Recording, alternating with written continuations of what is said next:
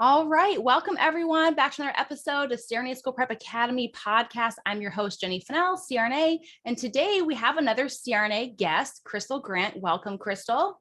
Thank you.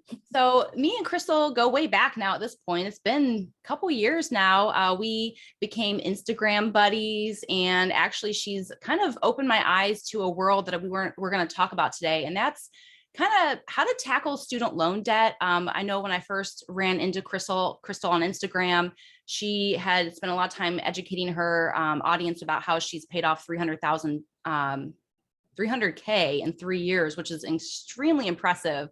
And also introduced me to Natalie Kretzer, which now works with our students inside CRNA School Prep Academy. So yeah, today we're going to bring you guys all the goods on kind of how to navigate student loan debt, and just from two real people talking, real time, how to deal with student loans. But I want you guys to kind of get to know Crystal a little bit more. So go ahead, Crystal, and kind of give people a background, your CRNA career, nursing career, and all that good stuff. Okay. Well, again, thank you for having me. So I'm Crystal Grant. I am the Crystal Grant on Instagram. And gosh, my story starts back in 1998 when I went away for college. I started as a PA major at a small private Christian school, spent a year there, hated it, begged my mother to please let me transfer colleges, and she did. Even though I was a young adult, still had to ask mom. So I transferred to North Carolina A&T State University in Greensboro, North Carolina, and they didn't have a PA program. So it was either I could do like pre-med, or they had a nursing program. As somebody who comes from a family of nurses, my mother was an LPN, my brother was an LPN, my sister-in-law was an LPN. Nursing kind of, was ingrained in us. So A&T had a RN program, and I was like, I know I can get a job. I know that I like helping people. So, let me try. So I applied to their nursing program, had to jump through a few hoops since I was a second year and hadn't done first year nursing school stuff. But was able to make it through their nursing program. It was in their nursing program that I actually learned about the career of CRNA. It was like in my Nursing 101 book. It was this small little blurb of what CRNAs are. It was literally like 3 sentences maybe. And I was like, oh, that sounds cool. I want to do that. And then, after I graduated, I started in the med-surg ICU in Rex Hospital in Raleigh, North Carolina. Worked a couple years, took my GRE, and then thought, what am I doing? I'm not smart enough to go to CRNA school. I'm going to go travel. So I did travel nursing for, 6 years, off and on. And during that course of time, I had a lot of tragedies happen. My mother died, then my father died, then my brother died one morning leaving the hospital from work. Oh and so, yeah, that my 20s, I say, were like a really dark decade for me. And it was actually my brother who passed away. His name is Tyrone. So if any of you have read the Super CRNA, that is where one of the characters' names comes from. So he was actually really passionate about me going back to school. He was going from LPN to RN school. And he was like, you've always talked about CRNA since I can remember you starting college. Why did you never try? And I took his advice and I said, okay, for the next year, I'm going to apply. And if I get into a program, I'll go. And then he died. And then I started interviewing at programs, all within like a month or so after his death. And I bombed. Like, I just was terrible at some of my interviews. And so I actually went on 5 interviews. I applied to 6 programs. I went on 5 interviews. I want to say I applied to 7, but honestly, I can't remember if it was 6 or 7, but I know for sure it was 6. And went on 5 interviews and got rejected, waitlisted. And then on my 5th and final interview, I got accepted. And that was at UMDNJ, which is now Rutgers Newark in New Jersey. So I packed up my bags, moved from North Carolina to Jersey, and started CRNA school. Wow, I love that story. You gave me goosebumps listening to that. So that's just what a amazing accomplishment, not only for yourself, but as a tribute to your brother. So that's amazing and very inspirational. And just I hope that resonates with some of you guys who are struggling, gaining acceptance. That it really sometimes is about persistence and kind of reevaluating your strategy going forward, and to not let a no doesn't mean never. I love that saying, or it's just a not yet.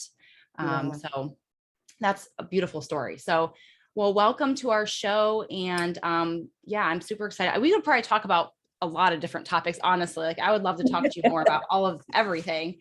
We'll But we'll have to do future episodes. yes, for sure. Because I think we could share, because we have a lot. I feel like we have a lot in common that I maybe haven't even shared with you as well. I know we tend to run into a lot of people, and I tend to also kind of use a lot of people that I know. Carolyn, I work with her too. So anyhow, I think we could chat just as friends, like old times would be fun. But today we're going to really focus on the financial journey, because I'm kind of curious. You said you traveled for 6 years. Yeah. And went back to nursing school, went to CRNA school. And how did your debt journey start? I guess let's kind of start there, and I'll kind of talk about my debt journey as well. Yeah. So a lot of people actually ask me about undergrad. So undergrad, I actually was able to pay for. When my mother passed away, she left me life insurance money. And so I was able to take that money and pay off the rest of my debt from undergrad. So when I started travel nursing, I really had no debt other than a car payment. But I was not financially literate or financially educated. I'm just being point blank honest. At 24 years old, I knew how to balance a checkbook, but I didn't know anything about investing my money. I knew how to have a good high credit score, which is have a lot of stuff on credit.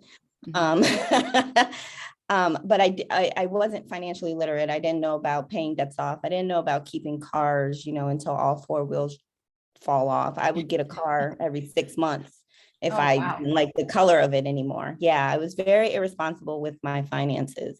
And so you would think, as somebody who knew that they kind of wanted to be a CRNA, but then started traveling, you would think in 6 years of traveling, well, Crystal, you probably had a nice little cushion saved. I did not. I did not have any money saved. I mean, maybe I had $500, but it wasn't in a savings account. It was just $500. I hadn't paid off my car, which, because I liked to get new cars so often, they would be like, sure, you want another one? And they just roll over the negative equity into the next car. And so, I didn't have a financial plan going into CRNA school. I just took out a bunch of Grad Plus loans and used my credit cards. And so when I graduated in 2012, I actually had, I want to say it was like 180K at that point. And again, in my mind, by then I'm 32 years old and still not financially educated or literate. And in my mind, I'm like, nobody pays off their student loans. Even though I had paid off my undergrad, I still had this notion that, oh, they just have their loans forever. So I deferred them, actually. And with deferment, sure, you don't have a monthly payment, but the government is taxing you on that money every day. It's growing. That interest is growing and accruing. So by the time I actually buckled down and said, okay, like I need to pay this off, because it's a suffocating feeling knowing that I now have this amount of debt. By the time I decided to pay it off, I had accrued another 20K or so of interest. So I had about 208K of just grad student loan debt. In 2016, I was married at the time, and we started listening to Dave Ramsey. And Dave Ramsey was the first person that his baby steps, to me, it made sense. And I was like, oh, is that how people do it? Like, is that what you're supposed to do as a person who makes money? Here I was, I've always made good money. At 24 years old as a traveler, I was making 90K a year. Now as a CRNA, I was making 150K a year. Then when I got married, combined income were bringing home $220K a year, and we were living paycheck to paycheck. Mm. And it was like, what are we doing? So when I started listening to Dave Ramsey, and he would, don't you, sorry, Right. I could hear him. When I started listening to Dave Ramsey, it just made sense. Mhm. And we started following his plan, and we paid off $30K in 6 weeks. Wow. Yeah. And when we started doing that, we were like, oh my God, like it lights a fire under you, Mhm. because you're like, oh, how much can I pay off in another 6 weeks? So, you know, we got the ball rolling, and then we did end up getting a divorce about a year and a half later. Mhm. And so that kind of set me back a little bit financially. But once the paperwork for the divorce and everything was finalized, I got right back on track. And I was able to pay off like another, gosh, 150K or so on my own prior to COVID Wow. shutting things down. Yeah. Well, that's amazing. Yeah, that's it's very interesting to me too, because kind of like you, I was never really educated on financials. In fact, most of my education came from my parents, which I love my parents. They're probably going to listen to this podcast, like Jennifer, but you know, they weren't really smart with money. And we would have our electrician, like occasionally have to go into the natatorium to shower because our water would be shut off, or they had financial problems as a child. And so I saw them fight all the time over money. And I just I ended up not liking money. I kind of had a bad, and I remember going to loan shark banks. My mom could pay different bills. She would kind of jump banks. And so checks wouldn't bounce, and we would go to loan sharks and get money. And my parents did that for a long time. And when my mom lost her job, her well-paying job, my dad was unemployed for a while. So we went through all kinds of financial turmoil as when I was a child. But what I knew my mom to do was she juggled debt. She would juggle credit card to loan shark to loan shark. And so when I turned 18 and went to college, I knew one thing. I had to get a credit card because I have to juggle debt. Like that was my my thought. Right. Yeah. So 18 back in 2008, it was pretty easy to get a credit card back then. You would just sign your life away, and they gave me an $18,000 limit because I put my parents' income on there. And I'm like, oh, I don't even have a job. And they gave me $18,000 limit. I still have that card. But what I would do is every year in college, I would open up a new credit card and rack it up, use my student loans to pay it off, get a new one, 0% interest, rack it up, get loans, pay it off. So by the time I was done with college, I had 12 credit cards. My highest point, I had 32 credit cards. I'm down to 3 credit cards right now. And I know I just literally went on a rampage and shut down about 10 cards in the last month because it was getting so annoying that I had to juggle all the different credit cards. And, but yeah, I juggled credit cards, and I wouldn't say it's not smart, but that's what I knew. And so that's what I did. And I did manage to do very well with it, with my loans, because I would use my loan money to pay off my credit cards. I would take out 0% interest on my credit card. And that's how I juggled and hopped around from credit card to credit card. But that being said, I drove a 13-year-old Nissan Sentra till I was pregnant after I was a CRNA, and the door handle busted off in a snowstorm. I couldn't get to my car. So I was like 6 months pregnant, crawling in from the passenger side. And I was like, this is it. I'm a CRNA. I can afford a new car, getting a new car. So that was and then we had kids. And I was telling you, my first year out of school, I had about $180,000 student loans. I made my first year out of school. I worked tons of overtime. I did 24-hour shifts on the weekends. I did 24 and a 16 during the week, an 8-hour shift, occasionally extra in the week. So I made about 100,000 extra my first year out of school. And I put all of that to our student loans. So not all of it, most of it, probably about $70,000. And then we bought a house, we had kids, I got a car. And then it was like, I just stopped and I forgot about it. And it wasn't until we had our son, he was about 1 year old. And I'm like, wow, I've been making minimum payments on my loans for the last year. And minimum payments that I had set up were like 30-year payments, right? So like you never have them paid off. I'm like, I'm going to die with these loans. So I finally was like, why have I just not refinanced? So I refinanced, got it set up on a 5-year payment plan, and boom, just set it and forget it, which was what I needed because I wasn't taking initiative to do it on my own anymore. I was too busy being a mom, I just wasn't on the forefront of my mind. We had a lot going on. So that was like my journey and my path. I made the same mistake as you, though. Not mistake, but I had to defer my loans in school. And I remember crying when I found out that I owed more than 100% of my loans that I'd spent 3 years as a nurse paying on. 3 years paying on loans as a nurse, only to, when I deferred them for 1 year, all of that plus 10% came back in 1 year of deferred loans when I was in grad school. I cried. I was like, 3 years of overtime as a nurse just down the drain. Blah. Like I was a mess. And yeah, so I don't know if I would say I'm savvy, but I also feel like I made a lot of mistakes, and credit cards are not evil. I'm not saying that at all. You do need good credit. Like you said, credit will get you a lot of things, save you in a pinch, but you have to be responsible with it. And one of the things that was hard for me is once we had kids and I started going crazy with, I'm going to have the binge on a birthday party, or, we bought a house and we spent tons of money remodeling a foreclosure. That was a mistake. And we ended up losing money on that house when we moved, but we lost $70K in the house. Yeah. And so, yeah. And I mean, a big loss. And so we made little mistakes like that along the way that, yeah, we survived. But then when we had 2 kids in daycare, that was our mortgage. And I realized pretty quickly that even as a CRNA, essentially all my husband's income was going towards daycare. And I'm like, how do people do this? How do people have more than 2 kids? Like, so it's a struggle. And I'd love to kind of branch into a little bit, when did it click for you, and how did you, I know you said you kind of started with Dave Ramsey and started realizing how you were saving, but can you explain a little bit about your method as far as how did you start taking those baby steps? What did that look like for you?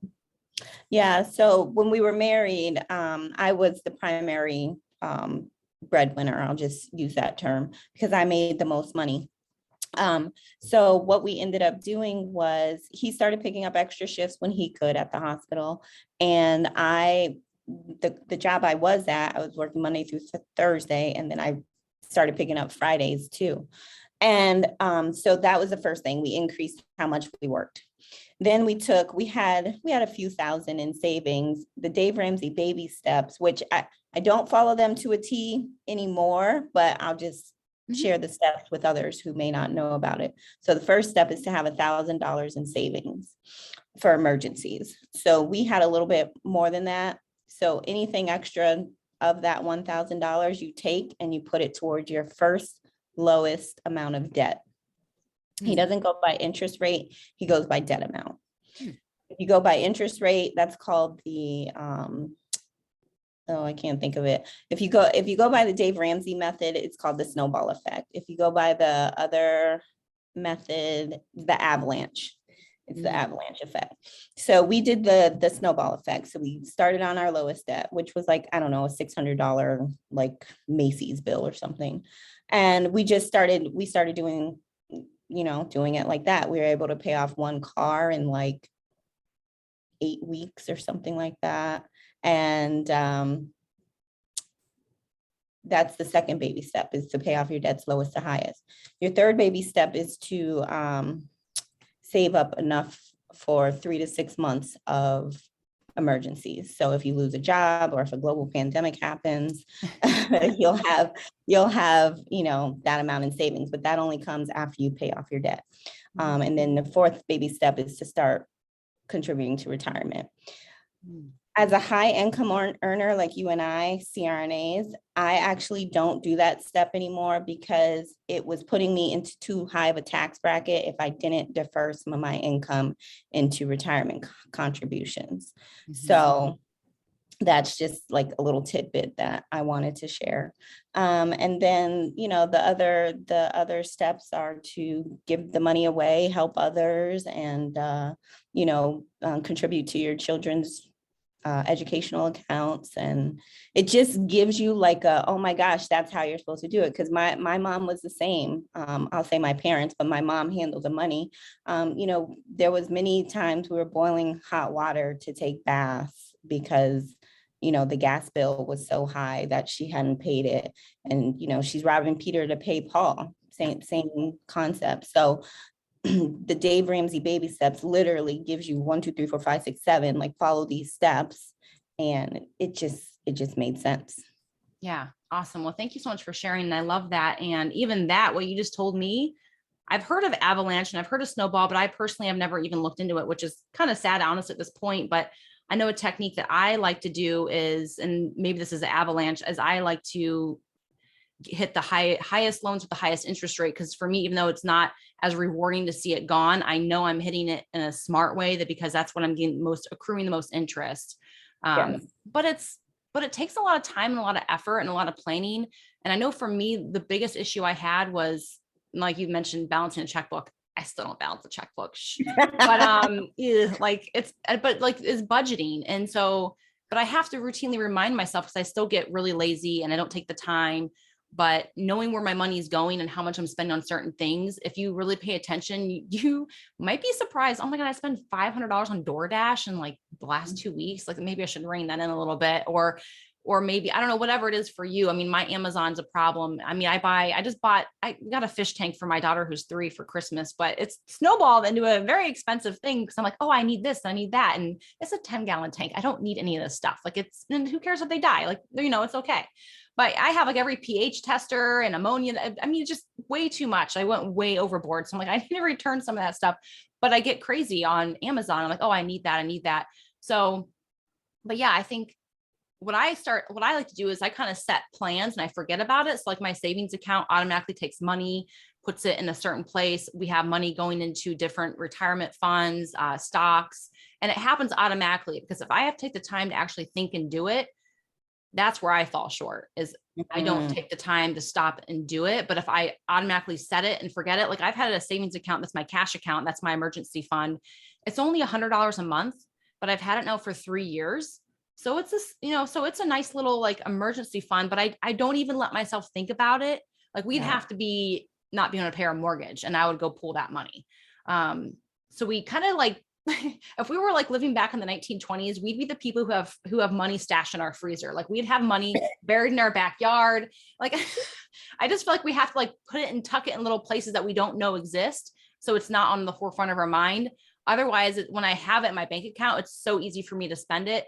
And that kind of gets me to the second thing that I did in grad school, since I know I'm like that. What I did that helped me tremendously in grad school is I had 3 different savings accounts. I had a personal savings account, which I kind of left. We started school with about $10,000 in a nest egg. I blew through that in the time in school, but came in handy multiple times. Car broke down, dog got sick. I got asked to be a maid of honor in a wedding that was out of state. We went to Puerto Rico. We blew through that 10K pretty easily. But the other savings account I had, other than our main checking account, was my student loan money, meaning like that was the money I put that I knew exactly how much I needed to pay my tuition. And I knew that was not money I could even touch. So I would know exactly how much I needed to pay my tuition. And then I would put all the extra into my emergency fund. And then I'd still have my checking account. And I would so that's kind of how I made an account that I knew, and I labeled it in my checking account, tuition money. So I knew not to touch it. So that could help someone out there who, you see money, you take it. I think the biggest thing, because I feel like we're both saying the same thing, in the fact that we had to find what worked for us money wise, and then we had to be intentional with it. Just like anything else, like whatever you set the intention for behind it is what's going to come. So for me, I have to get a pen and paper, and like write down, okay, this month I'm going to pay this, because for my brain, that's just how it works. If I tuck money into a bunch of different places, I literally will forget about it. And then, years later, I'll be like, oh my gosh, I put like 10K in the wall that time. Yeah, I don't even put it anymore. Yeah. Well, funny story is we remodeled our master in our last. I told you we spent tons of money in that house, but it was a cash job, which I was like, oh my gosh. I mean, I never honestly handled that much cash in my entire life, but I was like putting it under my mattress. And when we went to move, I thought I had spent it all. And we went to move to where we live now. I found like an extra like $500 on my mattress. But I was like, sweet, we're going on a hot date. Like it was just kind of like fun money at that point. But I don't know. I probably left money up there too, for all I know. But yeah, I definitely need to find what works. And I have also taken, I don't do it often, probably a couple times a year, I sit down with a piece of paper and I actually write down exactly what I need to do. When COVID hit and I was essentially unemployed for 3 months, and burning up all my vacation and benefits, I definitely had to sit down and budget, because not only that, but I had just started CRNA Prep Academy, my business. And that was it was a blessing. Honestly, everything worked out. But I remember thinking, like, I launched CRNA Prep Academy on February 26, 2020. And by March 15th, we were shutting down. And I remember thinking, well, this is not good timing. And this might be bad. Cause I went into a lot of debt to start the business, and I had no promise of ever getting that money back. And so, yeah, it was scary. And then I went from, so that was one time in my life where I was like, I need to sit down, nickel and dime everything. And it was like, I hope I could just pay my bills kind of thing. So, and yeah, it makes you realize that maybe your career isn't as safe as you once thought it was. What was your experience like during all that? Yeah, so March 10th, 2020, I was doing procedures at a cataract and laser eye center. And my goal was to pay off the last remaining debt I had within 1 year. So I was going like hardcore. And then March 10th, 2020 happened. And we got the call that we had to shut down. I was in Massachusetts at the time. We were number 3 of the states that had the highest numbers and highest deaths at that time. And so we completely shut down for 11 weeks. I was actually able to collect unemployment during that time, but we were totally absolved of our contracts. So we were like free agents. Nobody was really hiring at that time, though, because we didn't know what was going to happen. So I collected unemployment, thankfully, because I had been on such a strict, I won't even say strict, but I had budgeted, I had paid off a lot of debt. Those unemployment checks, plus the extra $600 a week or whatever, they were able to take care of all of my living expenses, because all I really had at that time was rent and food, essentially, and the dogs. Yeah. So I actually was able to brainstorm. I was able to relax. I was able to exercise and eat right. And I was like, this is kind of nice, actually. Yeah. And stay in the house and, take walks and take naps with the dogs. And I was able to brainstorm, and I came up with a business idea. And so, that 11 weeks off actually was, it was kind of needed for me. And so that's when I came up with Superscript Wellness. Nice. Yes. Yeah. And now, congratulations. That's amazing. And you're in Walmart now, so people can actually find your wellness gummies. Yes, we are on Walmart.com. That is the easiest way right now to find the products, is go to Walmart.com. So stay in your pajamas. You don't have to get the products on Walmart.com. And Superscript, we have 4 gummies. We have a immune support gummy, a kid's vitamin gummy, an adult's vitamin gummy, and then an adult hair, skin, and nail gummy.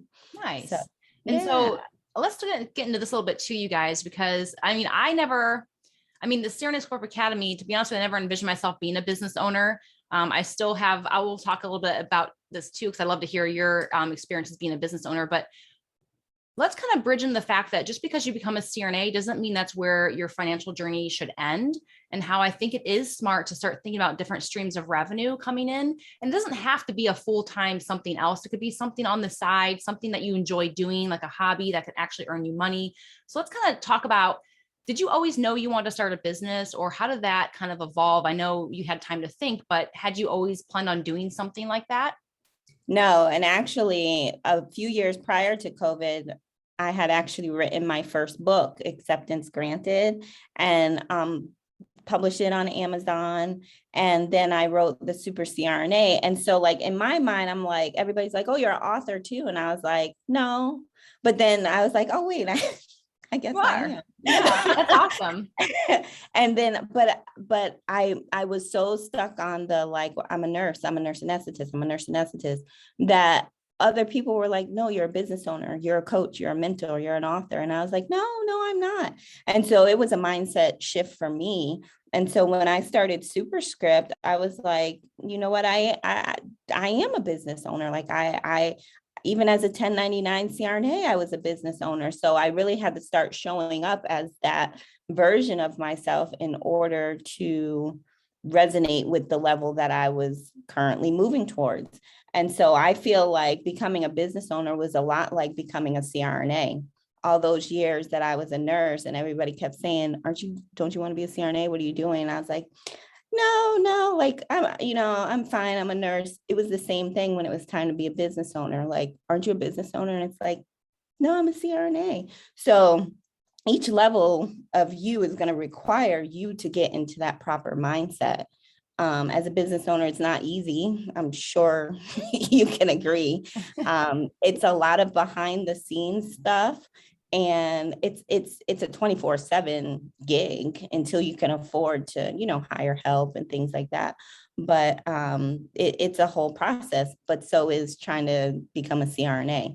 So every time I look back, I'm like, this feels the same as when I was getting those rejections from CRNA school. Like when I was having a bad business day, I'm like that feeling, it felt the same as those rejections and those, you're not good enough, or, and then, Walmart says, let's sell your products online. And it's like, oh my God, I got my yes, and so it's definitely a mindset thing. It's definitely challenging, but I absolutely think we need to have multiple streams of income. We need to have, and we need to not forget that we are more than a CRNA. That is a part of us, but that is not who we are.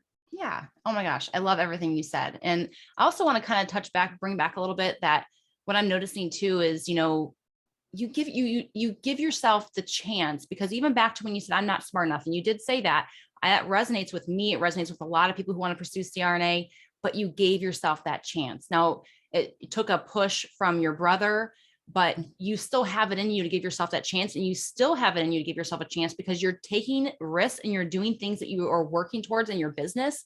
And it's not always rainbows and sunshine. And yes, it's incredibly hard, more than I ever could have imagined. And I had no idea. Like there's a lot of things. And it's funny, the path of CRNA, what I've compared the two as business and CRNA is, the path of CRNA is kind of laid out for you in a sense where you get accepted. They tell you, you need to do X, Y, and Z. You follow the path and you take boards and you get your degree.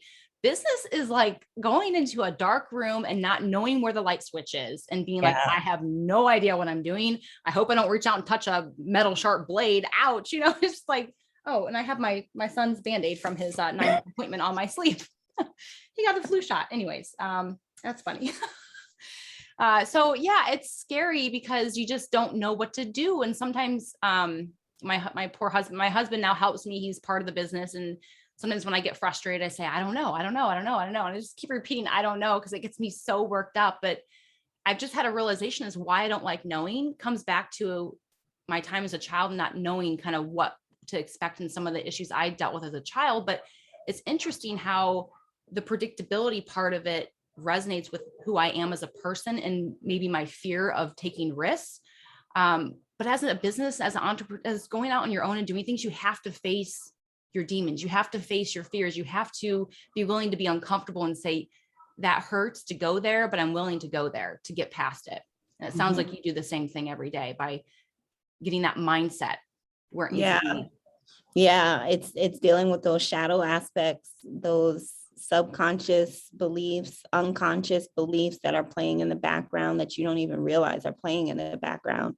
And so actually you mentioned before, we both, know Carolyn, and I started working with Carolyn last summer, and the amount of growth that I've been able to accomplish because I have sat down and dealt with stuff I didn't even realize I needed to deal with that was, programmed inside of me from who even knows when, and who even knows if it was mine. It might be some ancestor stuff, but it was still showing up and like whispering in the back of my ear, like, are you sure? Nah, you don't need to do that. Like you're not good enough. You're not the right whatever to do this. And so doing the work, you can't ever stop doing the work on yourself. You have to keep doing it.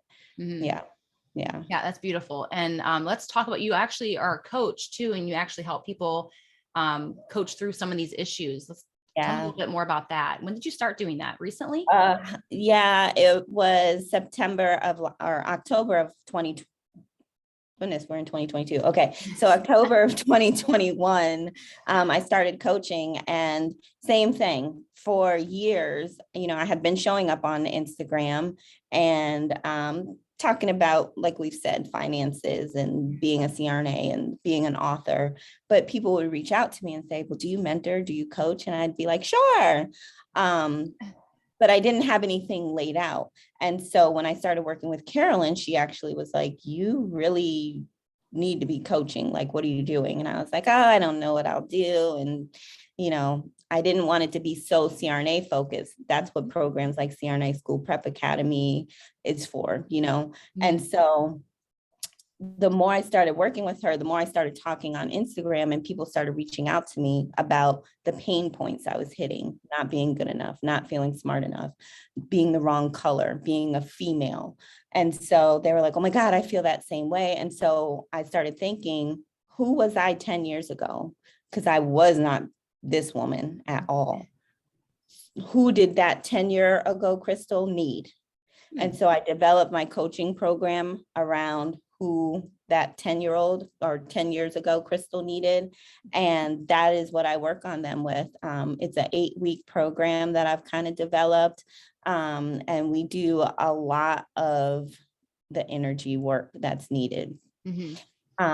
And I just feel like the first launch that I did, I had 10 young ladies sign up, which was the amount that I had asked the universe to give me. And they all did amazing. They've all had amazing results so far. And I know their results are going to keep becoming amazing. Right.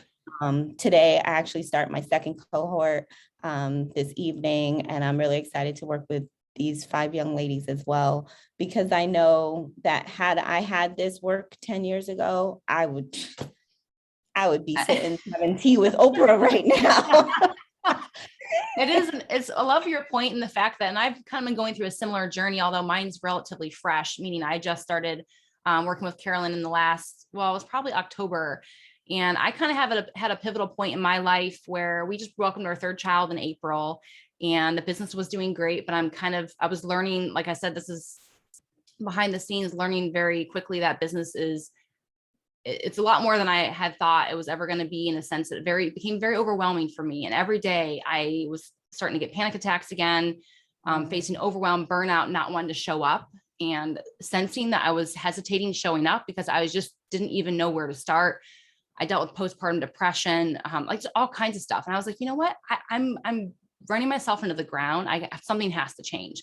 And now I hope that doesn't have to happen to people. And I'm being brutally honest with everyone who's been following me, probably has no idea that I recently in 2021 was kind of a dark year for me. But once I started doing work with Carolyn and realizing that I need to think these things through, and not just in my own mind, I need to speak them. I need to act them. I need to feel them.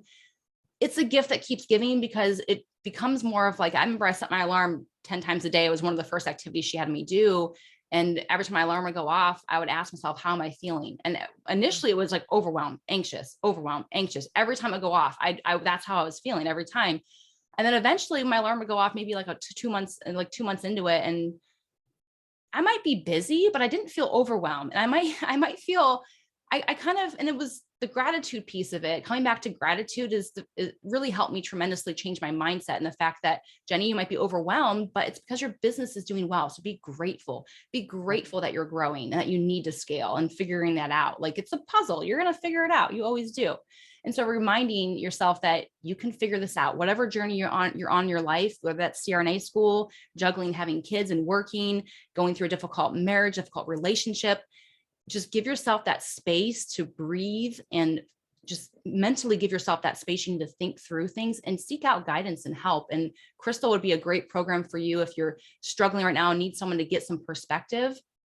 Definitely, I'll put your information in the show notes, but it's okay to get help, and I wish I would have accepted that a long time ago. And this is the first time in my life I've sought out kind of therapy, but it has been life-changing. And, just in so many ways, for my marriage, for my kids who I wasn't showing up for. I mean, I was distracted all the time. I wasn't setting boundaries. And that was another huge problem with not setting boundaries, is always being on my phone and being there for my students, but not my own family.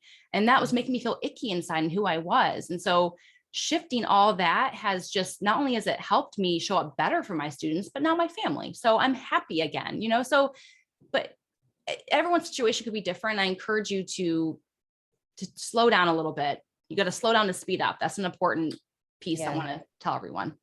Yeah. And you have to, like you said, you were setting alarms. And as soon as that alarm goes off, it snaps you out of whatever is running in the background. So you had no idea that you were feeling those feelings until the alarm snapped you out of it. And you're like, oh my gosh. So that was running in the background for you, and that's how then you're showing up energetically and you're manifesting in life. And then you're like, oh my God. So I totally get it.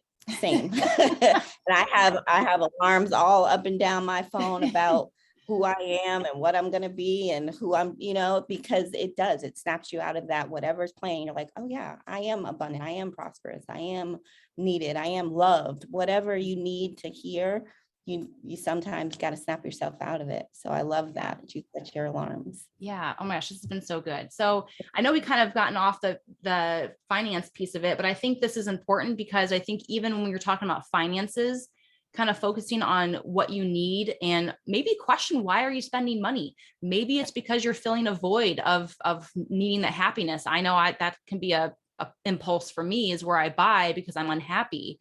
So this is turning into more of a mindset coaching session, but I think it's amazing because it can play into how you spend money.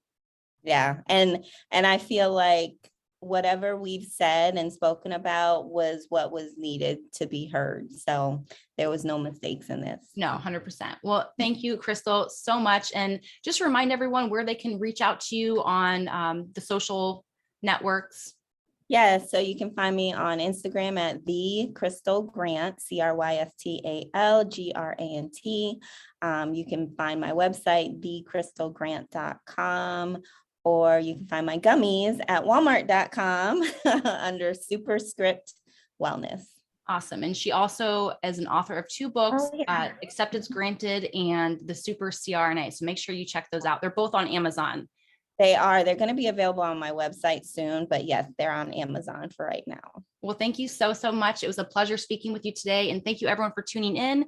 Make sure you leave us a nice review, and thank you. And we'll see you next week. All right. Bye.